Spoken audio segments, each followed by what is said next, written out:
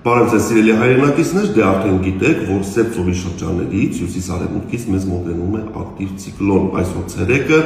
մինչև դեկտեմբերի 27-ի կեսօր մենք գտնվելու ենք այդ ցիկլոնի ծայրամասերում, ինչի արդյունքում հանրապետության առանձին հատվածներում կտեղադրություն։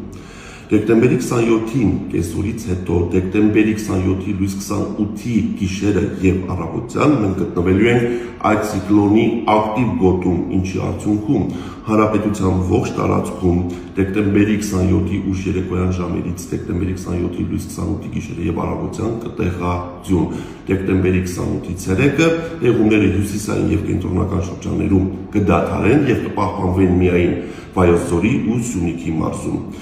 Դեկտեմբերի 27-ին եւ 28-ին լեռնային առանձին մարզերում սպասվում է քամուշ գնացում 17-ից 20 մետր/վայրկյան արագությամբ, առանձին հատվածներում բուք, ցածր հորիզոնական տեսանելիություն։ Օդի ջերմաստիճանը դեկտեմբերի 28-ից 30-ին Հայաստանի ողջ տարածքում այսօրվա համեմատ կնվազի մոտ 5-7 աստիճանով։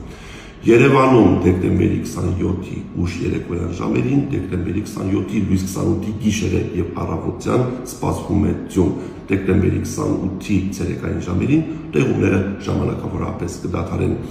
Այսպիսին է շրջակա միջավայրի նախարարության հիդրոմետ կենտրոնի կանխատեսումները, ձեզ մաղթում եմ լավ օր։